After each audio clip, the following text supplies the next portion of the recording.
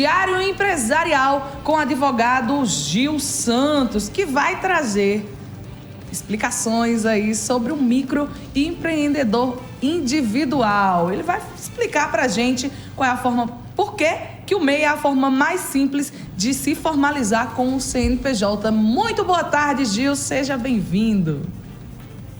Boa tarde, Priscila. Boa tarde, Luiz Fernando Minfor. Boa tarde para você que nos acompanha aqui pela TV Diário do Sertão. Bom, esse tema é bastante importante, porque nós sabemos que há uma informalidade, né, nos microempreendedores. Então, foi justamente pensando nessa informalidade e em uma forma de proteger esses empreendedores que foi criado o chamado microempreendedor individual, ou o chamado MEI, que é uma forma simplificada de você estar formalizado, recolher seus tributos e também estar protegido lá no regime geral da Previdência Social. Portanto, o microempreendedor individual, ele recolhe lá todo mês a sua contribuição e, com isso, ele assegura que ele pode, por exemplo, caso sofra de alguma comorbidade ou acidente, ele pode pleitear ali o auxílio-doença, ele pode pleitear a aposentadoria, então ele está ali assegurado no INSS, né, no Sistema de Seguridade Social, no regime geral, como microempreendedor individual. Ele tem algumas obrigações, por exemplo, você tem que ter um limite de até hoje, até R$81 mil de faturamento de receita bruta no ano, você está lá dentro do mês. Se você fatura mais que isso, você pode ser, inclusive, ser excluído do sistema MEI. Meu caro Gil Santos, fazia tempo que a gente não se via, né? E aí a gente acaba, por coincidência, se vendo aqui na TV Diário do Sertão. Gil, que é um amigo meu das antigas, parceiro, amigo meu. A gente já tocou muito violão juntos, já curtiu muito juntos aí, né, Gil? É um prazer rever você, cara. Satisfação também, viu? Satisfação. E aí para mim foi uma surpresa saber que você está parceiro nosso aqui no quadro Diário Empresarial, no programa Olho Vivo. Gil, por exemplo, se Priscila quiser se tornar um microempreendedor individual, tem obstáculos? O que a gente precisa fazer? É simples mesmo, como o pessoal diz que é? Bom, agradeço aí pelas palavras, Luiz Fernando. Você realmente é um amigo muito importante aí na minha vida, graças a Deus. Existem alguns pontos que você precisa analisar antes de abrir o MEI. Por exemplo, você tem um teto de até R$81 mil. Se você fatura mais que isso no ano, então você automaticamente tem a possibilidade de se registrar como MEI e, portanto, ter acesso a todos esses direitos. Mas quando eu falo especialmente, algum cuidado você tem que ter é exatamente na personalidade desse MEI. Nós sabemos que a pessoa jurídica, o CNPJ, ele tem uma personalidade jurídica, na maioria das empresas, o que não ocorre no MEI. Portanto, se você sofrer uma execução fiscal, uma execução trabalhista ou de qualquer crédito que você tem em seu desfavor, no MEI, isso vai atingir o teu patrimônio pessoa física. Então, você vai responder com o seu patrimônio que está na pessoa física. Portanto, muitas vezes, vale a pena você avaliar e abrir a chamada SLU, que é a Sociedade Unipessoal Limitada, porque a limitação da pessoa jurídica, ela serve justamente para proteger o patrimônio do empresário. Portanto, você só pode responder no limite do capital social desse CNPJ. Ou seja, no MEI, se você sofrer uma execução fiscal, você pode perder bens que você tem aí, eventualmente, na sua pessoa física. É importante vocês ficarem atentos que existem algumas obrigações que o MEI ele precisa cumprir todo ano. O MEI, por exemplo, ele tem que enviar todo ano uma declaração anual de informações ali, que o prazo vai até 31 de maio. Portanto, ele precisa dessa declaração. Existem atualmente, recentemente foram realizadas algumas alterações, portanto, o MEI ele tem a obrigação também de fazer o cadastro do domicílio fiscal, o novo domicílio fiscal e o domicílio trabalhista também, e além daquela declaração mensal das suas receitas lá, que vai até 20 de cada mês. Portanto, você, no período do mês anterior, você tem que até o dia 20 do mês subsequente declarar o que você faturou ali dentro do sistema do Simples Nacional, que é o PG-10-MEI, né? Então, basicamente, essa relação é regulada lá pela Lei Complementar 123/2006, né? A partir do seu artigo 18A e seguintes, você tem lá todas as exigências que o microempreendedor individual ele precisa cumprir. Eu falei que o teto é até R$ 81.000, mas em alguns casos pode ser de até 251.000. É o caso daquele trabalhador, daquele empreendedor que trabalha com transporte de cargas, né? Aquele trabalhador que tem uma van, que ele faz o transporte de carga, então, se ele for MEI, ele tem um limite de até R$ 251.600 para faturar, estando ainda dentro do sistema MEI. Ele vai pagar um pouquinho mais a cada mês, mas ele tem esse teto um pouco maior. Gil, para a gente finalizar a nossa participação no Diário Empresarial de hoje, eu tenho uma pergunta, uma dúvida.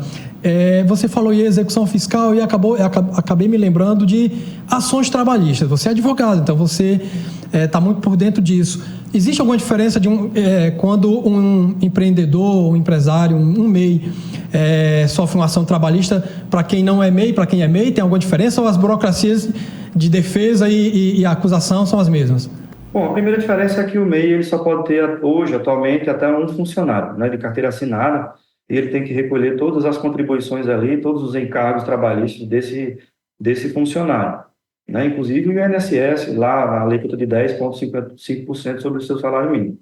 Essa é a primeira diferença. Mas em relação à execução, a principal diferença é a possibilidade dessa execução penhorar diretamente os bens dessa pessoa física. No caso da empresa limitada, o empresário, ainda que individual, mas na categoria empresário individual limitada, a sociedade unipessoal limitada, essa palavra limitada significa exatamente isso, que a responsabilidade por eventuais passivos ou execuções trabalhistas é limitada ao capital social dessa empresa e, portanto, não pode invadir o patrimônio da pessoa física, eventuais execuções trabalhistas, em especial, né? Mas, no caso do MEI, a execução pode invadir diretamente o patrimônio dessa pessoa física. Então, muitas vezes, vale a pena você optar por abrir uma sociedade unipessoal limitada. Por exemplo, é o que eu faria. Se fosse abrir hoje uma pequena empresa para gerir o meu negócio, eu faria uma sociedade unipessoal limitada. Tem um maior custo contábil, mas é mais segura para o empreendedor que está ali sujeito ao risco da sua própria atividade. Gil, no caso de pessoas prestadoras de serviços, por exemplo, você acha interessante que ela se formalize com o MEI?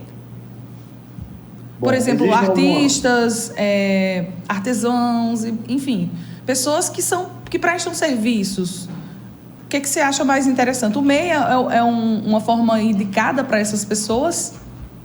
O MEI, o microempreendedor individual, é o primeiro degrau para que esse empreendedor ele possa se formalizar, ele possa estar dentro da regularidade perante a Receita Federal e perante também o Instituto de Previdência do Regime Geral, o INSS. Ele vai ter alguma proteção em relação ao INSS. Porque imagina só você, Priscila, no caso de um entregador, né? O cidadão que trabalha ali com entregas, nesses aplicativos aí, nós sabemos que a relação entre o aplicativo e esses trabalhadores, ela é de empreendedor, né? Ele é um empreendedor, um pequeno empreendedor.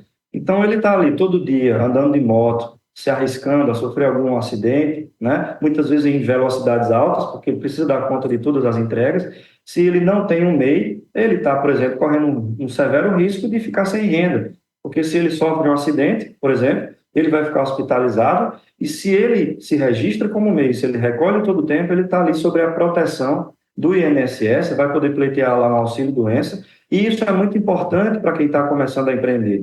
Então, sim, é muito interessante para quem é empreendedor se formalizar, porque você já não tem uma carteira assinada, então se você não se registra, você está desacobertado em relação ao seguro social, em relação ao INSS. Portanto, é muito importante que você tenha o registro e você tenha a contribuição mensal em dia, todas as declarações em dia.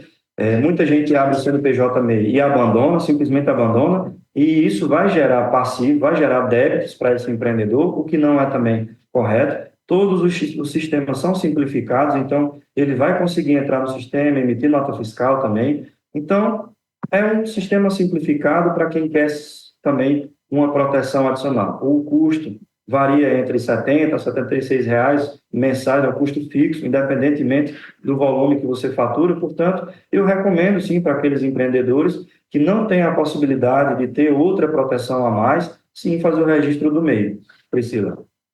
Muito bem, muito bem. Foi muito esclarecedora essa participação de Gil hoje, inclusive esse detalhe da empresa limitada, de não atingir patrimônio pessoal da pessoa, eu não sabia desse detalhe, muito interessante. Valeu, Gil, a gente te agradece mais uma vez por estar aqui com a gente no Diário Empresarial, né, nos esclarecendo ótimas dúvidas sobre o campo do direito empresarial, e você já pode inclusive deixar aí o seu Instagram para contato, seu telefone para a galera entrar em contato com você. Obrigado, Luiz Fernando Mifoco, Priscila. Meus redes sociais, eu temos no Instagram, que é o Gil Santos Advogado, lá, @Gil Santos Advogado. Temos o nosso site também, www.gssadv.com. Lá você vai encontrar todo o nosso portfólio. E também no WhatsApp, né, que para quem quer entrar em contato, pode nos procurar diretamente no WhatsApp, que você também encontra o link lá nas nossas redes sociais.